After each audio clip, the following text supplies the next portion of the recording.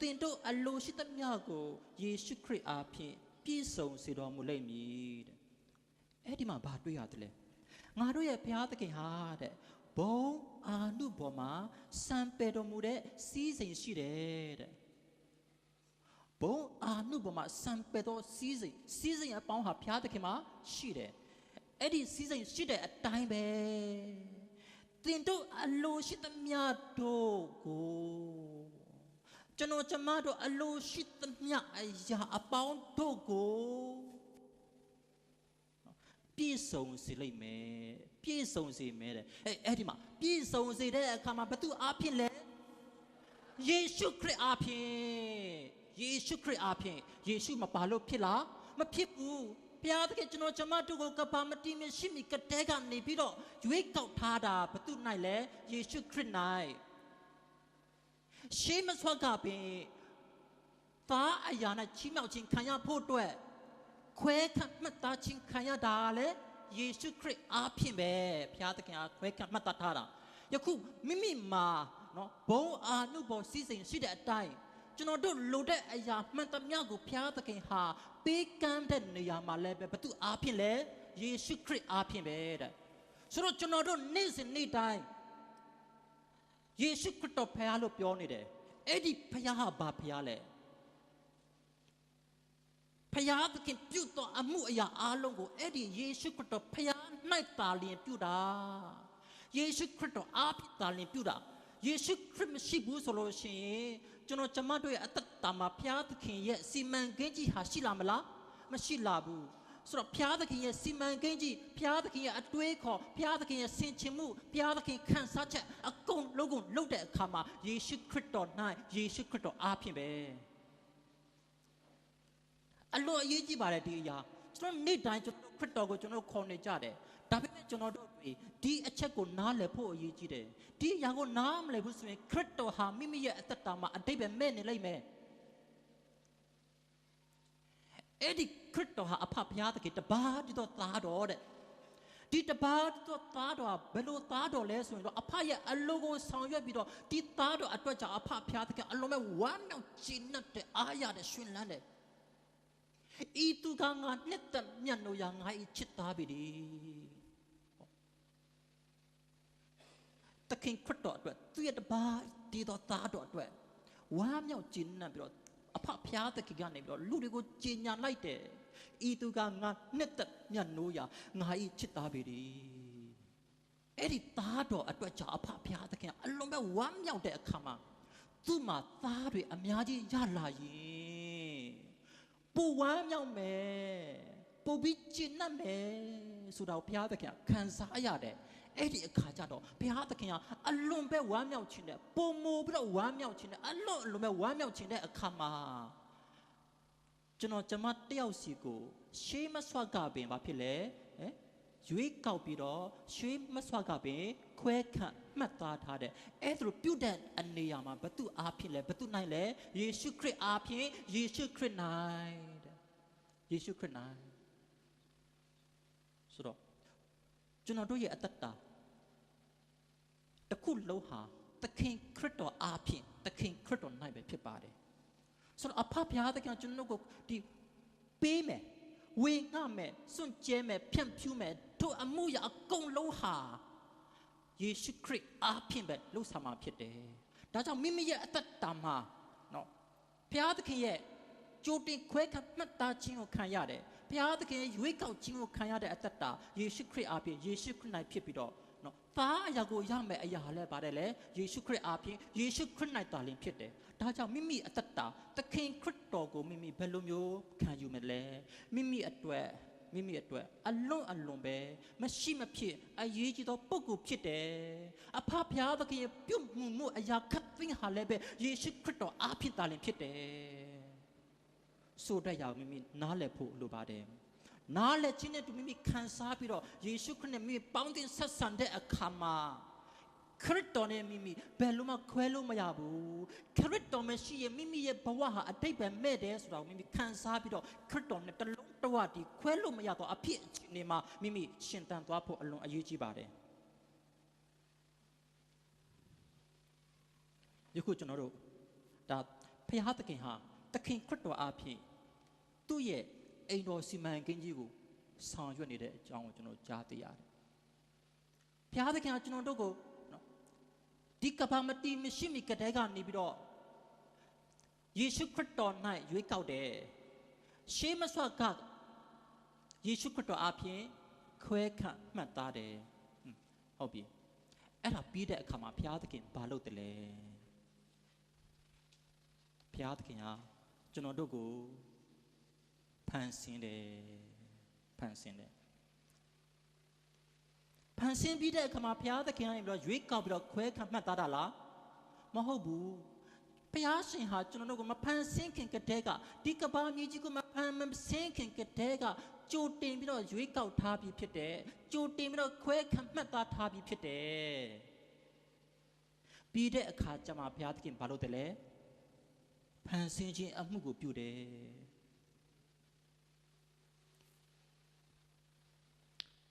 မိမိနားလည်ထားတဲ့ပုံစံနဲ့ပြောင်းပြန်ဖြစ်နေလိမ့်မယ်နော်အရင်ကဘယ်လိုတင်ထားလဲဘုရားသခင်ကဘာကြီးကိုအရင်ဖန်ဆင်းတယ်ဖန်ဆင်းပြီးတဲ့အခါမှာကျွန်တော်တို့ကိုဖန်ဆင်းပြီးတဲ့အခါမှာဘုရားသခင်ရဲ့ရွေးကောက်ခြင်းကိုခံရတယ်ပြီးတဲ့အခါမှာဘုရားရဲ့သားသမီးဖြစ်လာတယ်ဟုတ်တယ်မလားဟုတ်တယ်နော်တကယ်တော့ဗါတယ်လေဘုရားသခင်ဟာကျွန်တော်ကျမတယောက်စီကိုသူ့ရဲ့သားတော်သခင်ခရစ်တော်ပုံစံလူမျိုးဖြစ်ဖို့အတွက်ဘုရားရဲ့သားသမီးဖြစ်လာဖို့အတွက်စိတ်အလိုတော်ကရှေးမဆွကတဲ့ကဘာမတီမရှိမင်ကတဲ့ကထာရအချိန်ကာလကတဲ့ကသူ့ရဲ့စိတ်တော်အလိုတော်ရှိပြီးသားသူ့ရဲ့သားသမီးတွေဖြစ်လာဖို့သူ့ရဲ့အလိုတော်ရှိတဲ့အခါမှာအဲ့ဒီအလိုတော်ပြည့်စုံဖို့အတွက်ဒီရှေးမဆွအချိန်ကာလကဘာမတီမရှိမင်ကတဲ့ကနေပြီးတော့ဘုရားသခင်ကကျွန်တော်တို့ကိုနော်ရွေးကောက်တယ်ပြီးတဲ့အခါမှာခွဲခန့်မှတ်သားတယ်အဲ့ဒါပြီးတဲ့အခါကျမှဘုရားသခင်ဘာလို့တယ်လဲဆိုတော့ဒီကဘာကြီးကိုဖန်ဆင်းတယ်ဒါကြောင့်ကျွန်တော်တို့ကဘာဦးကျမ်းအခန်းကြီး1ကိုဖတ်တဲ့အခါမှာဘာပြောတယ်လဲနော်အစဦး၌ဘုရားသခင်သည်ကောင်းကင်နှင့်မြေကြီးကိုဖန်ဆင်းတော်မူ၏တဲ့အစဦးမှာတဲ့ဘုရားသခင်ဟာတဲ့ကောင်းကင်နှင့်မြေကြီးကိုဖန်ဆင်းတယ်ဟောကောင်းကင်နှင့်မြေကြီးကိုဘုရားသခင်စဖန်ဆင်းပြီးဖန်ဆင်းတဲ့နေရာမှာကျွန်တော်တို့create လို့ပြောတယ် create ဖန်ဆင်းတယ်ဆိုတဲ့စကားမှတ်ထားမယ်နော်ဖန်ဆင်းတယ်ကောင်းကင်နဲ့မြေကြီးကိုဘုရားသခင်ဖန်ဆင်းတယ်ဆိုတဲ့စကားမှတ်ထားမယ်နောက်ကျွန်တော်တို့ဆက်ကြည့်အောင်ကပ္ပဦးကျမ်းအခန်းကြီး1အခန်းငယ်26မှာဘုရားသခင်ကပြောတဲ့စကားငါတို့ပုံသဏ္ဍာန်နဲ့တညီတသဏ္ဍာန်တဲ့လူကိုဖန်ဆင်းကြစို့တဲ့ဟောမြန်မာလိုရေးထားတဲ့ကျမ်းစာမှာရောအင်္ဂလိပ်ကျမ်းစာမှာရောဘာကိုတွေ့ရတယ်လဲဆိုတော့ဖန်ဆင်းတယ်လို့တွေ့ရတယ်ခဏလေးထားငါတို့ပုံသဏ္ဍာန်နဲ့တညီတသဏ္ဍာန်တဲ့လူကိုဖန်ဆင်းကြစို့တဲ့အဲ့ဒီနေရာမှာကျွန်တော်တို့အရာနှစ်ခုကိုလေ့လာကြည့်ရအောင်ဘာကိုတတိထားမိတယ်လဲဆိုရင်တော့ငါတို့ဆိုတဲ့စကားနဲ့ဖန်ဆင်းကြစို့ငါတို့ရဲ့ကြစို့ရဲ့လိုက်ဆိုပါငါတို့ကြစို့ငါတို့ကြစို့ငါတို့ဆိုရင်အနည်းလားအများလားအများကိန်းကြစို့ဆိုရင်ရောတယောက်တည်းကမကြစို့လို့ပြောလို့ရလားမရဘူးတယောက်တည်းမဟုတ်ဘူးအများနဲ့ဖြစ်လို့ပဲကြစို့လို့ပြောတာဆိုတော့ငါတို့ကြစို့တဲ့အဲ့ဒီနေမှာငါတို့လို့ပြောတယ်ဘယ်သူကပြောတာလဲဘုရားသခင်ကပြောတာဘုရားသခင်ကငါတို့လို့ပြောတယ်ဆိုတော့ဒီဘုရားဟာဘာဘုရားလဲဖန်ဆင်းကာစအချိန်မှာကဘာကြီးကိုဖန်ဆင်းတဲ့အချိန်မှာဒီကဘာကြီးမှာတက်ရှိတတ်တော်ရှိနေပြီလားမရှိသေးဘူးနော်ဘုရားသခင်ကငါတို့လို့ပြောတယ်ဆိုတော့ဘယ်သူကိုပြောတာလဲဘယ်သူနဲ့ပြောတာလဲ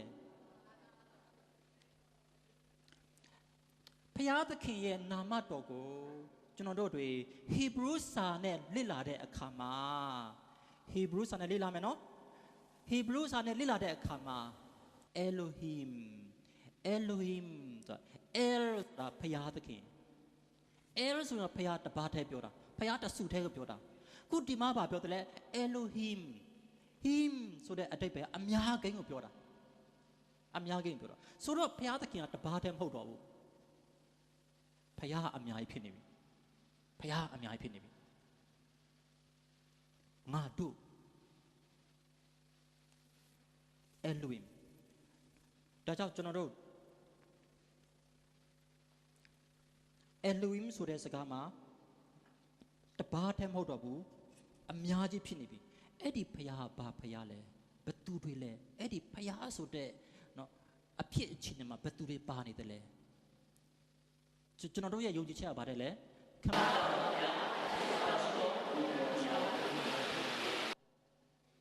ဘုရားသခင်ကကဘာကြီးကိုနော် create bara လို့ခေါ်တယ် Hebrew လို့ bara create ဖန်ဆင်းတဲ့အချိန်မှာဆိုလို့ရှိရင်နော်သူ့ရဲ့နာမည်မှာကိုနော် Elohim လို့ပြောထားတဲ့အတွက်ကြောင့်မလို့ဖယားများတို့တည်ဖယားများတို့တည် Hebrew မှာ Bereshit bara Elohim et hashamayim ve et haaretz နော်ဖယားသခင်တည်အစဦးနိုင်ဖယားသခင်တည်ကောင်းကင်နဲ့မြေကြီးကိုဖန်ဆင်းတော်မူ၏တဲ့ Elohim တုံးထားတယ်အဲ့ဒီမှာ Elohim လို့ပြောနေတဲ့ဒီဘုရားသခင်ဟာနော်ခမဲတော်သားတော်တန်ရှင်တော်ဝိညာဉ်တော်ဘုရားဖြစ်နေတယ်ခမဲတော်လည်းဘုရားမဟုတ်ဘူးလားသားတော်ကလည်းဘုရားမဟုတ်ဘူးလားဝိညာဉ်တော်ကလည်းဘုရားမဟုတ်ဘူးလားဘုရားဘယ်နှပါးဖြစ်နေလဲဘုရား၃ပါးဖြစ်နေပြီဒါပေမဲ့ပုဂ္ဂိုလ်၃ပါးတဆူဘုရားပုဂ္ဂိုလ်၃ပါးတဆူဘုရားဒီဘုရားတို့ဟာပုဂ္ဂိုလ်၃ပါးအဖြစ်နဲ့ရှိနေကြတယ်ဖန်ဆင်းတဲ့အခါမှာခမဲတော်ဘုရားသခင်ကနေပြီးတော့နော်ဘုရားသခင်ကနေပြီးတော့ခမဲတော်ဘုရားသခင်ကနေပြီးတော့သူဟာစဉ်းစားဆင်ခြင်ပြီးတဲ့အခါမှာသူကနေဆုံးဖြတ်လိုက်တယ်ဆုံးဖြတ်ပြီးတဲ့အခါမှာနော်သားတော်ဘုရားကနေပြီးတော့နော်ဒီဖန်ဆင်းခြင်းကိုအကောင့်ထဲပေါ်ဆောင်ပေးတယ်သားတော်ဘုရားကနေအကောင့်ထဲပေါ်ဆောင်ပေးတဲ့အရာမှာတန်ရှင်သောဝိညာဉ်တော်ဘုရားကနေပြီးတော့အသက်ဝင်ပြီးတော့လှုပ်ရှားစေတယ်ဖန်ဆင်းခြင်းကိုကျွန်တော်တို့ကြည့်တဲ့အခါမှာအယမ်းစိတ်ဝင်စားဖို့ကောင်းပါတယ်အဲ့ဒီမှာ Bereshit bara တဲ့ဖန်ဆင်းတယ်လို့ပြောထားတယ်ဒီ bara ဖန်ဆင်းတယ်ဆိုတာကျွန်တော်မှတ်ထားပြီးပြီနော်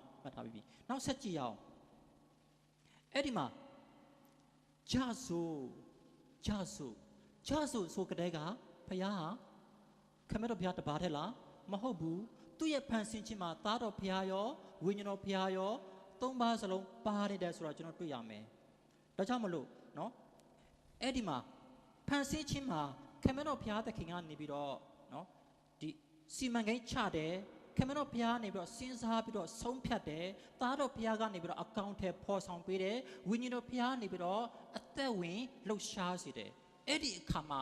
ပြည့်စုံတော့နော်ဘုရားသခင်ရဲ့ဖန်ဆင်းခြင်းလက်ရတော်ကြီးဖြစ်ပေါ်လာတယ်ယခုဘုရားသခင်ကနေပြီးတော့လူကိုသူဘယ်လိုပုံစံနဲ့ဖန်ဆင်းတယ်လဲဘုရားသခင်လူကိုဖန်ဆင်းတဲ့အကြောင်းကိုကျွန်တော်တို့လေ့လာကြည့်ရအောင်နော်ကပ္ပဦးကျမ်းအခန်းကြီး1အခန်းငယ်26ငါတို့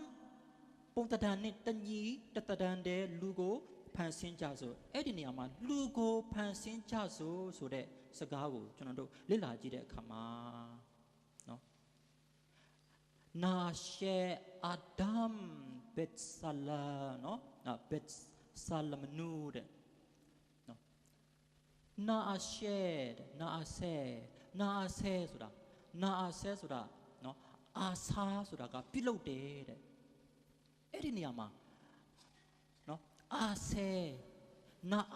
တဲ့နာဆိုတဲ့အရာဆိုလို့ရှိရင်ဒီအများကိုပြောတာငါတို့ကြဆိုလို့အတိတ်ပြငါတို့ကြဆိုဒီမှာနာအာဆဲဆိုတာငါတို့ပြုလုပ်ကြဆိုတဲ့ဆိုတော့အာဆာဆိုတဲ့စကားလုံးကလာပါတယ်ဟီဘရူးစကားလုံးအဲ့ဒီနေရာမှာကျွန်တော်ဘာရာလို့ပြောတယ် create ဖန်ဆင်းတယ်လို့ပြောလားမအရန်စိတ်ဝင်စားကောင်းတယ်ငါတို့ပြုလုပ်ကြဆိုတဲ့နာအာဆဲငါတို့ပြုလုပ်ကြဆိုတဲ့နော်ပြုလုပ်ကြဆိုအတိတ်ဘယ်ကပါတယ်လဲဘုရားသခင်ဟာနော် ဒီကဘာလောကကြီးစัจ java ကြီးတွေနေလကျဲတွေကိုဘုရားသခင်ဖန်ဆင်းတဲ့နေရာမှာခမည်းတော်ဘုရားသခင်ကနေပြီးတော့စဉ်းစားဆင်ခြင်ပြတဲ့အခါမှာသူ့ရဲ့စိတ်အလိုတော်တိုင်းသူဟာဘာဖြစ်လဲဆုံးဖြတ်ပြီးတဲ့အခါမှာသားတော်ဘုရားကနေပြီးတော့အကောင့်ထဲပေါ်ဆောင်ပြလိုက်တယ်ဝိညာဉ်တော်ဘုရားကနေပြီးအသက်ဝင်လှုပ်ရှားစေတယ်ယခုလူကိုကြတော့ဘုရားသခင်ကဖန်ဆင်းတယ်လို့မပြောတော့ဘူးသုံးမတဲ့စုဘုရားနော်ဝိုင်းဝန်းပြီးတော့နော်တိုင်ပင်ဆွေးနွေးကြတာကိုတွေ့ရတယ်ဟောလူကိုလုံးတော့မယ်ဆိုတဲ့အခါကျတော့ဘုရားသခင်ကခမည်းတော်တပါးထဲကနေပြီးတော့နော်ဆုံးဖြတ်တာမဟုတ်တော့ဘူးကြဆိုတဲ့ရပါလေတိုင်ပင်ခြင်းကိုတွေ့ရတယ်တိုင်ပင်တဲ့အခါဘယ်သူနဲ့တိုင်ပင်တယ်လဲခမည်းတော်ဘုရားသားတော်ဘုရားဝိညာဉ်တော်ဘုရားသုံးပါးတစုဘုရားတို့ဟာတိုင်ပင်ကြတယ်တိုင်ပင်ပြီးတဲ့အခါဘာလို့လဲအာစာဆိုတဲ့နော်ပြုလုပ်တယ်လူကိုဘုရားသခင်ကဖန်ဆင်းတာမဟုတ်ဘဲနဲ့ပြုလုပ်တာဖြစ်တယ်ပြုလုပ်တယ်ဆိုတဲ့အခါကျတော့ဘုရားသခင်အမိန့်တော်ကြီးနဲ့လုပ်တာမဟုတ်ဘဲနဲ့လူကိုသူဟာနော်ဒီအရှမ်းပဲဒီချစ်မြတ်နိုးတဲ့အခါမှာဘာဖြစ်လဲသူတည်တဲ့နော်ဆက်ကြည့်ရအောင်နော်ဒီအခန်းကြီးနှစ်အငယ်ခွန်မှာပါတွေ့ရလဲမြေမှုတ်ဖြစ်လူကိုပြုလုပ်၍တွေ့ရမယ်မြေမှုတ်ဖြစ်လူကိုပြုလုပ်၍မြေမှုတ်ကိုဘုရားသခင်ရဲ့လက်တော်ကြီးကနေပြီးတော့ကျုံယူပြီးတဲ့အခါမှာဟောကျုံယူပြီးတဲ့အခါမှာလူကိုပြုလုပ်တယ်ဆိုတော့ဘုရားသခင်ရဲ့လက်တော်ဘုရားသခင်ရဲ့မေတ္တာလက်တော်ဘုရားသခင်ရဲ့တကိုးကြီးတော်လက်တော်ဟာပါလေမြေမှုကိုယူပြီးတဲ့အခါမှာသူ့ရဲ့မေတ္တာလက်တော်သူ့ရဲ့တကိုးတော်လက်တော်နဲ့သူဟာပုံသွင်းလိုက်တယ်ဘုရားသခင်ကပြုလုပ်တာသူစိတ်တိုင်းကြကျွန်တော်မှရှိနေတဲ့ခေါင်းလေပင်လက်ချေကိုလက်အင်္ဂါအစိတ်ပိုင်းတစ်ခုစီကိုဘုရားသခင်ရဲ့လက်တော်နဲ့သူဟာပြုလုပ်ထားတာဖြစ်တယ်ကဘာကြီးဖြစ်စေဆိုတဲ့အရာနဲ့သူကနေပြီးတော့ဖြစ်စေဆိုပြီးတော့သူဟာ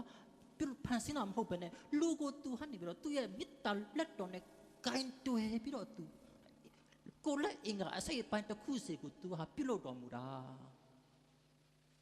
ဆိုတော့ဘာရမဟုတ်ဘူးအာစာပြုလုပ်တယ်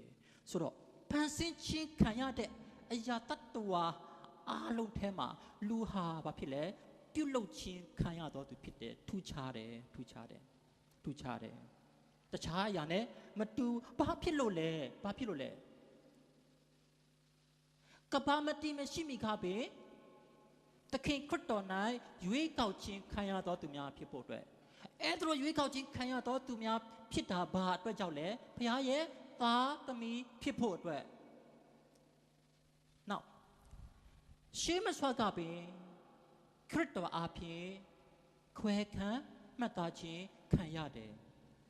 ဆိုတော့ကျွန်တော်တို့ရှေးမဆွာကတဲ့ကနေတော့ခရစ်တော်အားဖြင့်ခွဲခံမှတ်သားခြင်းခံရပြီးတော့ဘုရားရဲ့သားသမီးများဖြစ်လာဖို့အတွက်ကျွန်တော်တို့တွေပြုလုပ်ခြင်းခံရတယ်အဲ့ဒီအခါမှာဘုရားသခင်ဟာနော်သူရဲ့နှုတ်ကနေပြီးတော့ဖြစ်စေဆိုပြီးတော့စိတ်ခိုင်းပြီးတော့ကျွန်တော်ဖြစ်လာတာမဟုတ်ဘဲနဲ့ဘုရားသခင်ရဲ့လက်တော်နဲ့ဂိုင်းတွဲပြီးတော့စိတ်တိုင်းကြသူပုံသွင်းခြင်းကြောင့်ဖြစ်လာတယ်အဲ့ဒါပုံသွင်းတဲ့နေရာမှာလည်းပဲသုံးပါးတစုဘုရားတို့ဟာအချင်းချင်းအပြန်လက်တိုင်ပင်ဆွေးနွေးပြီးမှကျွန်တော်လူဖြစ်လာကြတာဒါကျွန်တော်တို့လူဖြစ်လာတယ်ဆိုတဲ့အရာဟာနော်အချင်းနေမဟုတ်ဘူးအတိတ်ပဲမဟုတ်ဘူးဘုရားသခင်ရဲ့အလိုတော်ကြီးတစ်ခုဟာနော်ရှိနေတဲ့အတွက်ကြောင့်ဖြစ်တယ်အဲ့ဒီအလိုတော်ကြီးကိုဘုရားသခင်ကနေပြီးတော့နော်အကောင့်ထဲပေါ်ဆောင်ဖို့အတွက်ယခုဘုရားသခင်မလုပ်ပြီလေနော်ငါတို့နဲ့ပုံတံတညီတဲ့လူကိုဖန်ဆင်းကြဆိုလို့ပြုလုပ်လိုက်တယ်ပြီးတဲ့အခါမှာဘာလို့တလဲနော်မြေမှုတ်ပြလူကိုနော်ပြုလုပ်၍လူဤနှာခေါင်းထဲသို့စီဝါအသက်ကိုမှုတ်တော်မူလျင်လူသည်အသက်ရှင်သောတတ္တဝါဖြစ်လာ၏လူရဲ့နှာခေါင်းထဲမှာနော်ဘုရားသခင်ဇီဝအသက်ကိုမှုတ်သွင်းလိုက်တဲ့အခါမှာဘုရားရဲ့ဇီဝအသက်ကိုမှုတ်တယ်နော်ဘုရားသခင်ဇီဝအသက်ကိုမှုတ်သွင်းတယ်တခြားသောအရာတတ္တဝါတွေမှာဘုရားရဲ့ဇီဝအသက်ကိုမှုတ်သွင်းလားမှုတ်သွင်းဘူးဘုရားသခင်ရဲ့နော်ဇီဝအသက်ကိုနော်လူရဲ့အထဲမှာဘုရားသခင်ကိုယ်တိုင်ကမှုတ်သွင်းတာဖြစ်တယ်ဘာကြောင့်လဲရှေးမဆွာကပင်ခရစ်တော်အားဖြင့်ခွဲခတ်မှတ်သားခြင်းခံရတော့သူဖြစ်လို့ဘ ဖခင်ရဲ့သားသမီးတွေဖြစ်လာဖို့အတွက်ရည်ရွယ်ထားတဲ့အတွက်ကြောင့်မလို့မြေမုတ်ကနေပြီးတော့လူဖြစ်လာတဲ့လူရဲ့နှာခေါင်းထဲမှာဇီဝအသက်ကိုမှုတ်သွင်းလိုက်တယ်အဲ့ဒီခါမှာလူဟာအသက်ရှင်သောတ attva ဖြစ်လာတယ်ဒီအချိန်မှာဘာဖြစ်လဲလူသည်ဝိညာဉ်နဲ့ရှိသောအသက်ရှင်တဲ့တ attva ဖြစ်လာတယ်ဆိုတော့ဘုရားသခင်ရဲ့နော်ကျွန်တော်တို့ကိုနော်ဒီပြုလုပ်တဲ့နေရာမှာဘုရားသခင်ရဲ့ပုံသဏ္ဍာန်နဲ့တညီတသဏ္ဍာန်တည်းပြုလုပ်ထားခြင်းဖြစ်တယ်တဲ့အဲ့ဒီနေရာမှာဘုရားရဲ့ပုံသဏ္ဍာန်နဲ့တညီတသဏ္ဍာန်တည်းပြုလုပ်တယ်တဲ့ဘုရားရဲ့ပုံသဏ္ဍာန်ဘာလဲဘုရားရဲ့ပုံဟာဘာလဲဘုရားသခင်ကျွန်တော်ခန္ဓာကိုယ်ကြီးနဲ့ကျွန်တော်တွေ့လို့ရလားဘုရားကိုကျွန်တော်ခန္ဓာကိုယ်ကြီးနဲ့တွေ့မြင်ဘူးလားဘုရားသခင်ဟာဘာဖြစ်လဲဝိညာဉ်ဖြစ်တယ်တဲ့ God is spirit ဘုရားသခင်ဟာဝိညာဉ်ဖြစ်တယ်ဘုရားသခင်ဟာဝိညာဉ်ဖြစ်တဲ့အခါမှာဘုရားသခင်ရဲ့တဏ္ဍာန်ဘာတဏ္ဍာန်လဲဝိညာဉ်တဏ္ဍာန်ဘုရားတဏ္ဍာန်ဘာတဏ္ဍာန်လဲဝိညာဉ်တဏ္ဍာန်ဖြစ်တယ်ဘုရားဟာဝိညာဉ်ဖြစ်တဲ့အတွက်ကြောင့်ဘုရားသခင်တဏ္ဍာန်တော်ဟာဝိညာဉ်တဏ္ဍာန်ဖြစ်တယ်ဝိညာဉ်တဏ္ဍာန်ဖြစ်တဲ့အခါမှာလူကိုသူဟာပြုလုပ်တဲ့အခါမှာလည်းပဲသူ့ရဲ့ပုံတဏ္ဍာန်နဲ့တညီတဏ္ဍာန်နဲ့ဖန်ဆင်းတယ်ပြုလုပ်တယ်ဆိုတဲ့အခါကျတော့ကျွန်တော်တို့ရဲ့အတွင်းပိုင်းဆိုင်ရာအသက်ကိုဘာနဲ့တူဖို့လဲဖျားသခင်နဲ့တူဖို့အတွက်ဖျားသခင်ရဲ့ဝိညာဉ်တဏ္ဍာန်နဲ့တူဖို့အတွက်ဖန်ဆင်းထားခြင်းဖြစ်တယ်ယခုဒီမှာကျွန်တော်တို့ပိန်တဲ့လူရှိမယ်ဝါတဲ့လူရှိမယ်အယက်မြင့်တဲ့သူရှိတယ်အယက်ပုတဲ့သူရှိတယ်ပုံတဏ္ဍာန်အမျိုးမျိုးနဲ့ရှိကြတယ်မှန်တယ်ဒါပေမဲ့ကျွန်တော်တို့ရဲ့အထဲမှာရှိတဲ့ဝိညာဉ်ဟာဘယ်သူရဲ့ဝိညာဉ်တဏ္ဍာန်နဲ့တူရမလဲဖျားသခင်ရဲ့ဝိညာဉ်တဏ္ဍာန်နဲ့တူဖို့အတွက်အဲ့ဘုရားသခင်ရဲ့ဝိညာဉ်တဏ္ဍာန်နဲ့တူဖို့အတွက်အတွင်းပိုင်းဆိုင်ရာမှာဘုရားသခင်နဲ့တူဖို့အတွက်ဖန်ဆင်းထားတာဖြစ်တယ်။အပြင်ပိုင်းဆိုင်ရာမှာလူတွေကတယောက်နဲ့တယောက်ကွာခြားကြတယ်မတူကြဘူး။ဒါပေမဲ့အတွင်းပိုင်းဆိုင်ရာမှာဖြင့်ဘုရားသခင်နဲ့တဏ္ဍာန်တဲ့တညီတဲ့ပုံစံတစ်ခုတည်းဖြစ်ဖို့အတွက်ဘုရားသခင်ကလူကိုပြုလုပ်ထားခြင်းဖြစ်တယ်။နားလည်ရနော်။ခွန်အားရလား။ဆိုကျွန်တော်တို့ကိုဘုရားသခင်နော်ရှေးမစွာတဲ့ကနေပြီးတော့သူဟာခွဲခံမှတ်သားထားတာကဘာကြီးမတီမရှိမီကတဲ့ကနေပြီးတော့ကျွန်တော်တို့ကိုသူဟာခရစ်တော်နဲ့ရွေးကောက်ထားတာဒီအရာအကုန်လုံးကဘာအတွက်လဲဘုရားသခင်ရဲ့သားသမီးတွေဖြစ်လာဖို့အတွက်ဘုရားသားသမီးဖြစ်လာဖို့အတွက်သူဟာအကောင်အထည်ဖော်ဆောင်တဲ့အခါမှာကဘာကြီးကိုသူဖန်ဆင်းလိုက်တယ်ဖန်ဆင်းခြင်းအကုန်လုံးပြီးတဲ့အခါမှာလူကိုသူဟာဘာဖြစ်လဲပြုလုပ်ဖို့အတွက်သုံးပါးတစုဘုရားသခင်ကတိုင်ပင်ဆွေးနွေးကြတယ်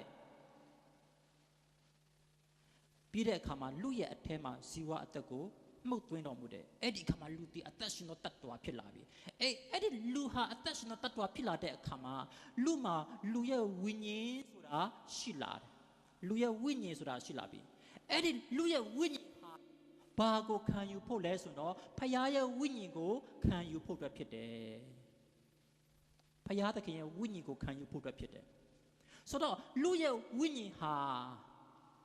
ခွက်ပုံစံလိုမျိုးပဲ container နော်ရေခွက်ထဲမှာရေကိုလောင်းထည့်လိုက်တယ်ရေကိုဘယ်အရာခံထားလဲခွက်ကခံထားတယ်အဲ့ဒီအတိုင်းပဲနော်လူရဲ့ဝိညာဉ်ဆိုတဲ့ခွက်ထဲမှာဘုရားသခင်ရဲ့ဝိညာဉ်ဟာဆင်းသက်လာမယ်ဆိုတော့ဘုရားသခင်ရဲ့ဝိညာဉ်နဲ့တဏ္ဍာန်တဲ့ဖြစ်ဖို့အတွက်လူရဲ့ဝိညာဉ်ကိုဘုရားသခင်ကဖန်ဆင်းထားပြီးတဲ့အခါမှာအခုလူရဲ့ဝိညာဉ်ထဲမှာဘုရားရဲ့ဝိညာဉ်ကိုထည့်တော့မှာဘုရားရဲ့ဝိညာဉ်လူရဲ့ဝိညာဉ်အထဲသို့ဝင်ရောက်လာတဲ့အခါမှာဘုရားရဲ့ဝိညာဉ်နဲ့လူရဲ့ဝိညာဉ်ပေါင်းစပ်သွားတဲ့အခါဘုရားရဲ့ဝိညာဉ်ခံစားချက်ဟာလူဝိညာဉ်ခံစားချက်ဖြစ်ပြီးတော့လူဝိညာဉ်ရဲ့ခံစားချက်ဟာလည်းဘုရားဝိညာဉ်ခံစားချက်ဖြစ်သွားမယ်အဲ့ဒါပါလေဘုရားနဲ့လူဝိညာဉ်တဏ္ဍာန်တည်းဖြစ်သွားတာဖြစ်တယ်တညီတည်းဖြစ်သွားတယ်အဲ့ဒါလိုဖြစ်လာတဲ့အခါမှာတဲ့လူဟာဆိုလို့ရှိရင်ဖခင်ရဲ့သားသမီးဖြစ်လာမယ်ဖခင်ရဲ့သားသမီးဖြစ်လာမှာဆိုတော့ဖခင်ရဲ့သားသမီးဖြစ်လာဖို့တဲ့ဖခင်သခင်လှုပ်ဆောင်တဲ့အရာတွေကြည့်လိုက်သူရဲ့ process ဖြစ်စဉ်နဲ့ကျွန်တော်တွေ့ရတယ်ဟုတ်ပြီနော်ဒါကိုကျွန်တော်နားလည်ရမယ်နော်ဖြစ်စဉ်နဲ့သွားနေတယ်အချိန်အများကြီးပေးထားတယ်ဘယ်အချိန်ကတည်းကလဲ ရှေးမစွာအချိန်ကာလကတည်းကကဘာကြီးမတီမရှိမီဆိုတဲ့အချိန်ကာလကတည်းကနေပြီးတော့ဘုရားသခင်ဟာဗာလဲအလိုတော်ရှိပြီးတော့သူဟာစီမံကိန်းကြီးကိုလုပ်တယ်ချတယ်စီမံကိန်းချပြီးတဲ့အခါမှာသူအကောင့်ထဲပေါ်ဆောင်တယ်ဆိုတော့ဘာရှိလဲဖြစ်စဉ်ရှိတယ်အချိန်ကာလရှိတယ်အဲ့ဒီဖြစ်စဉ်ဟာကျွန်တော်တို့အရှိကြီးပဲအချိန်ကာလလည်းအကြာကြီးပဲအလွန်ကြာတဲ့အချိန်ကာလကြီးကိုယူပြီးတော့ကျွန်တော်တယောက်စီကိုဘုရားရဲ့သားသမီးဖြစ်လာဖို့သခင်ခရစ်တော်ရဲ့ညီမများဖြစ်လာဖို့အတွက်ဘုရားသခင်ကနေပြင်ဆင်တယ်ဒီလိုလှုပ်ဆောင်တဲ့အခါမှာကြည်စမ်းတော်ကိုပဲအချိန်ယူသွားတာကဘာကြီးဖန်ဆင်းတယ်လူကိုပြုတ်လုတယ်လူရဲ့အထက်မှာဘုရားသခင်ဟာဆိုလို့ရှိရင်အသက်ကိုထည့်ပေးတယ်ဒီအသက်ဟာပါတယ်လူရဲ့ဝိညာဉ်ပဲအဲ့ဒီလူရဲ့ဝိညာဉ်ထဲမှာဘသူကိုထည့်မလဲဘုရားရဲ့ဝိညာဉ်ကိုထည့်မယ်ဘုရားရဲ့ဝိညာဉ်ဟာလူထဲကိုဝင်လာပြီဆိုတဲ့အခါမှာဘုရားရဲ့ဝိညာဉ်လူရဲ့ဝိညာဉ်ဟာတတန်တည်းဖြစ်သွားမယ်အဲ့ဒီအချိန်မှာလူတီသခင်ခရစ်တော်နဲ့ပုံစံတူဖြစ်သွားပြီသခင်ခရစ်တော်ရဲ့ညီမများဖြစ်သွားပြီခရစ်တော်သခင်ရဲ့ညီမများဖြစ်သွားကြပြီအဲ့ဒီအရာမှာဘုရားသခင်ကကျင့်အားရခြင်းတယ်အဲ့ဒီဟာကျွန်တော်ကြမ်းချင်ကြည့်ရအောင်ယောမခန်းကြီး8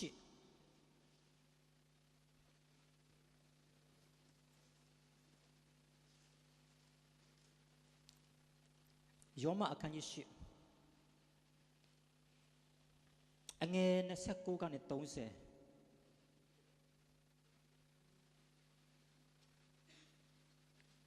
ဘုရားသခင်သားတော်သည်အများသောညီတို့တွင်သားဥဖြစ်တော်မူမည်အကြောင်းဘုရားသခင်သည်ရှိမစွာကတည်တော်မူသောသူတို့ကို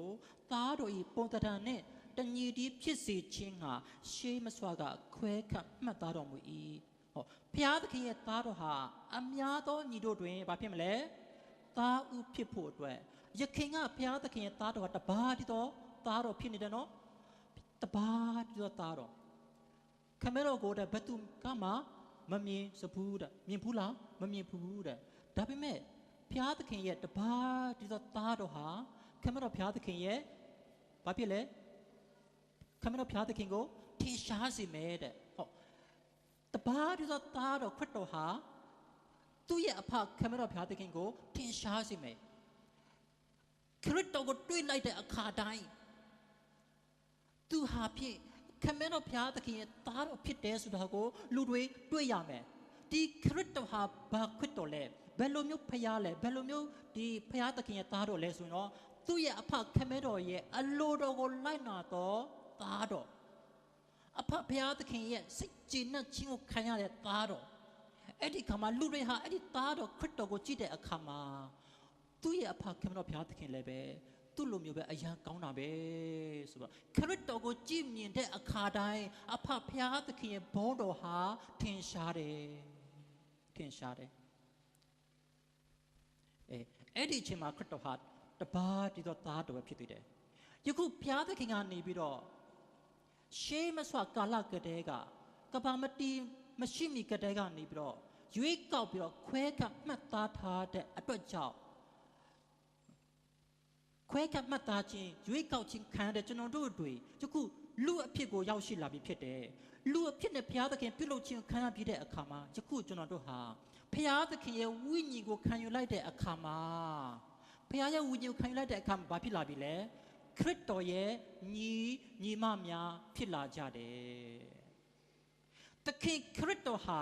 အဖဘုရားသခင်ရဲ့ဝိညာဉ်တော်ကိုသူဟာခံယူတယ်အဖရဲ့ဝိညာဉ်ကိုခံယူတဲ့အတွက်ကြောင့်မလို့အဖဘုရားသခင်ရဲ့စိတ်တော်အတိုင်းခရစ်တော်ဟာခံစားတယ်အဖဘုရားသခင်ရဲ့အလိုတော်ကိုသူ့ရဲ့စိတ်ဝိညာဉ်ကနေပြီးတော့သိရှိခံစားပြီးတဲ့အခါမှာအဖရဲ့အလိုတော်အတိုင်းသူဟာရှင်သန်တယ်အဲ့ဒီအတိုင်းပဲပြုလုပ်ခြင်းခံရတဲ့လူအဖြစ်ပြုလုပ်ခြင်းခံရတဲ့ကျွန်တော်တယောက်စီရဲ့ဝိညာဉ်အထဲမှာဘုရားသခင်ရဲ့ဝိညာဉ်ကိုလက်ခံလိုက်တဲ့အခါမှာမိမိရဲ့ဝိညာဉ်ဟာဘုရားသခင်ရဲ့ဝိညာဉ်နဲ့ပေါင်းစပ်ခြင်းခံရတဲ့အတွက်ကြောင့်မလို့မိမိသည်သခင်ခရစ်တော်ရဲ့ညီမများဖြစ်သွားတယ်သခင်ခရစ်တော်နဲ့ပုံသဏ္ဍာန်တညီတည်းဖြစ်သွားတယ်အဲ့ဒါလိုဖြစ်လာဖို့အတွက်ယောမအခန်းကြီး8အငယ်နဲ့19ကဘာပြောတယ်လဲခရစ်တော်သခင်ကသားဦးဖြစ်ပြီးတော့ကျွန်တော်တို့ဟာဘုရားသခင်ရဲ့သားတော်ခရစ်တော်နဲ့ပုံသဏ္ဍာန်တညီတည်းဖြစ်လာဖို့အတွက်ရှေးမဆွာကပင် ခွဲခန့်မှတ်သားခြင်းခံရတယ်တဲ့အဲ့ဒါလိုခွဲခန့်မှတ်သားခြင်းခံရတဲ့ကျွန်တော်တို့တွေကိုဘုရားသခင်ဟာဆိုလို့ရှိရင်ဘာလို့တလဲသူဟာနော်ဒီခေါ်တော်မူတယ်တဲ့ယခုကျွန်တော်တို့ရဲ့အသက်တာကိုဘုရားသခင်ကခေါ်နေပြီယခုဒီကိုရောက်နေတဲ့အရာလဲဘာလို့ဖို့လဲဘုရားသခင်ခေါ်ခြင်းဖြစ်တယ်ငါရဲ့သားသမီးဧဝံဂေလိတရားနားထောင်ကြပါနော်ဒေသနာတော်ဟောကြားခြင်းအစီအစဉ်၃ရှိနေပြီသွားပြီးတော့ခံယူကြပါနော်အခြေအနေတစ်ခုအားဖြင့်ဘုရားသခင်ခေါ်တယ်အဖွဲ့အစည်းတစ်ခုအားဖြင့်ဘုရားသခင်ခေါ်တယ်လူတဦးတစ်ယောက်အားဖြင့်ဘုရားသခင်ခေါ်တယ်ဖြစ်ရတစ်ခုအားဖြင့်ဘုရားသခင်ခေါ်တယ်ပုံစံအမျိုးမျိုးနဲ့ဘုရားသခင်ခေါ်တယ်ဘုရားသခင်ခေါ်တဲ့အရာဘာလို့ဖို့လဲကျွန်တော်ကျမတို့ဟာသခင်ခရစ်တော်ရဲ့ပုံသဏ္ဍာန်နဲ့တညီတဲ့ဖြစ်ပြီးတဲ့အခါမှာခရစ်တော်ရဲ့ညီမများဖြစ်ပြီးတဲ့နောက်ဘုရားသခင်ရဲ့သားသမီးများဖြစ်လာဖို့အတွက်ဘုရားရဲ့သားသမီးဖြစ်လာပြီဆိုလို့ရှိရင်ခရစ်တော်ကဘာဖြစ်သွားပြီလဲသားဦးဖြစ်ပြီးတော့ကျွန်တော်တို့ကဘာဖြစ်ပြီလဲသားငယ်သမီးငယ်ဖြစ်လာမယ်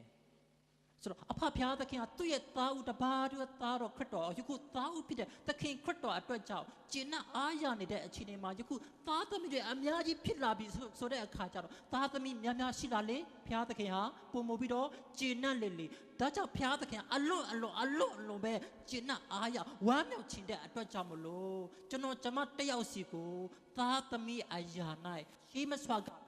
ကြိုတင်ပြီးတော့သူဟာဘာဖြစ်လဲခွဲခံမှတ်သားထားပြီးဖြစ်တယ်ယခုခွဲခံမှတ်သားခြင်းကိုခံရတဲ့ကျွန်တော်တို့ကိုဘုရားသခင်ဘာလို့မြည်လဲခေါ်နေပြီဖြစ်ပါတယ်ငါရဲ့သားငါသမီးလာခဲ့ပါ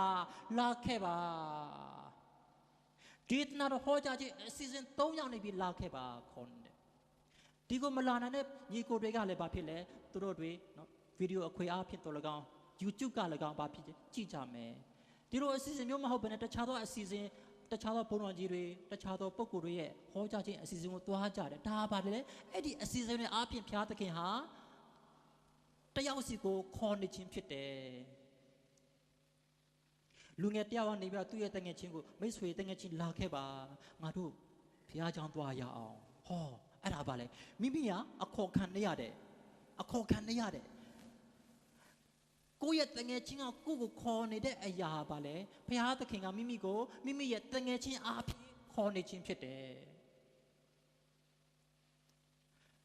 ဒါကြောင့်မလို့လူတဦးတစ်ယောက်အားဖြင့်အဖွဲ့အစည်းတစ်ခုအားဖြင့်အခြေအနေတစ်ခုအားဖြင့်အချိန်အခါတစ်ခုမှာဘုရားသခင်ကကျမတယောက်စီကိုခေါ်တဲ့အရာဟာအချင်းနီလားမဟုတ်ဘူးရည်ရွယ်ချက်မဲ့လားမမဲ့ဘူးဘာအတွက်လဲဘုရားသခင်ရဲ့သားသမီးတွေဖြစ်လာဖို့အတွက်ခရစ်တော်ရဲ့ညီမများဖြစ်လာဖို့အတွက်ဖြစ်ပါတယ်အဲ့ဒီလိုဖြစ်လာဖို့အတွက်ဘုရားသခင်ကခေါ်တာအဲ့လိုခေါ်ဖိတ်ခြင်းခံရတဲ့သူတွေကိုဘုရားသခင်ဘာလို့တယ်လဲဖြောင့်မတ်ရာ၌တည်စေတယ်တဲ့ဖြောင့်မတ်ခြင်းအသက်တာကိုပေးတယ်တဲ့ဖြောင့်မတ်ခြင်းအသက်တာဆိုတာဘာလဲဆိုလို့ရှိရင်ကျွန်တော်ဒီဒေသနာတော်ဟောကြားခြင်းအစီအစဉ်၄ကိုရောက်တဲ့အခါကျရင်အဲ့ဒီဖြောင့်မတ်ခြင်းအသက်တာဆိုတဲ့အကြောင်းကိုကျွန်တော်အသေးစိတ်ကျွန်တော်ဝိငါပေးမှဖြစ်ပါတယ်ယခုလောလောဆယ်မှာကျတော့ဖြောင့်မတ်ခြင်းဆိုတာဘာလဲဆိုလို့ရှိရင်တော့သခင်ခရစ်တော်ရဲ့ရွေးနှုတ်ခြင်းကျေးဇူးကိုခံစားရတဲ့အတွက်ကြောင့်မလို့เนาะအဖဖျားသခင်ဟာသူ့ရဲ့သားတော်ခရစ်တော်ရဲ့เนาะဒီသွေးတွေနဲ့ပေးချမ်းခြင်းခံရတဲ့เนาะကျွန်တော်တို့ရဲ့အသက်တာကိုဖြောင့်မတ်ပြီးသူ့မှာအပြစ်မရှိတော့ဘူးဆိုပြီးတော့ဘုရားသခင်ကနေပြီးတော့သတ်မှတ်လိုက်တဲ့အရာဟာပါလေကျွန်တော်တို့ဖြောင့်မတ်ခြင်းအသက်တာဖြစ်ပါတယ်ကျွန်တော်တို့မှာအပြစ်တွေအများကြီးရှိတယ်မှန်တယ်အပြစ်ရှိတဲ့မိမိကယ်တင်ရှင်ခရစ်တော်ကိုမိမိရဲ့ကိုယ်ပိုင်ကယ်တင်ရှင်ဖြစ်နေယုံကြည်လက်ခံပြီးတော့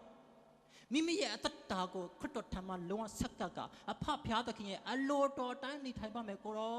ဆိုပြီးတော့ဆက်ကပ်အနံ့လိုက်တဲ့အခါမှာကားတိုင်းမှာအသွေးသွန်းလောင်းပြီးတော့ကယ်တင်ခြင်းကိုပေးတဲ့သခင်ခရစ်တော်ရဲ့ရွေးနှုတ်ခြင်းအမှုတော်ဟာမိမိအပေါ်မှာလာရောက်တက်ရောက်တယ်အဲ့လိုတက်ရောက်တဲ့အခါမှာအဖဖျားသခင်ကမိမိကိုဗာပြောတယ်လေသူ့မှာအပြစ်မရှိတော့ဘူးလို့ဖျားသခင်ကတတ်မှတ်လိုက်တယ်အဲ့ဒီခါမှာစာတန်ကလည်းကျွန်တော်တို့ကိုလာပြအပြစ်တင်လို့မရတော့ဘူးဘုရားသခင်အရှိမသွားပြီးကိုရောရဲ့သားသမီးတွေအပြစ်ရှိတယ်ပြောလို့မရတော့ဘူးဘာဖြစ်လဲဘုရားသခင်ကိုယ်တိုင်ကဘာလို့လိုက်ပြီလဲသူ့မှာအပြစ်မရှိတော့ဘူးလို့တတ်မှတ်ပြလိုက်တဲ့အတွက်ကြောင့်ဖြစ်တယ်ဘုရားသခင်ကအပြစ်မရှိတော့ဘူးလို့ကျွန်တော်တို့တတ်မှတ်ခြင်းခံရဖို့အတွက်ဘာလို့ရမှာလဲ တခင်ခရစ်တော်ရဲ့ဖြောင့်မတ်ခြင်းကျေးဇူးတော်ကိုကျွန်တော်ခံယူဖို့ရည်ကြည်တယ်တခင်ခရစ်တော်ရဲ့ဖြောင့်မတ်ခြင်းအသက်တာကိုကျွန်တော်ခံရဖို့အတွက်ခရစ်တော်တခင်ကိုမိမိရဲ့ကိုယ်ပိုင်ကယ်တင်ရှင်အဖြစ်နဲ့ယုံကြည်လက်ခံဖို့အတွက်တခင်ခရစ်တော်နဲ့တလုံးတဝါတီပေါင်းစပ်ဖို့အတွက်တခင်ခရစ်တော်ရဲ့ဝိညာဉ်ကိုမိမိခံယူဖို့အတွက်တခင်ခရစ်တော်ရဲ့ဝိညာဉ်ကိုခံယူခြင်းအပါတယ်လေအဖဖျားသခင်ရဲ့ဝိညာဉ်တော်ကိုခံယူခြင်းဖြစ်တယ်အဲ့ဒီအချိန်မှာသခင်ခရစ်တော်ရဲ့ညီမများဖြစ်လာကြတယ်ဒီအချိန်မှာဖျားသခင်ဘာပြောတယ်လဲသူဟာငါရဲ့သားငါရဲ့သမီးပဲနောက်ဆုံးမှာဘာပြောလဲဖြတ်မဲ့ရောင်၌တီးစေတော်သူတို့ကိုလည်းချီးမြှောက်တော်မူ၏ဘာတွေ့ရလဲချီးမြှောက်တယ်တဲ့ဖျားသခင်ကချီးမြှောက်တယ်ဆိုတာဘာကိုပြောတာလဲ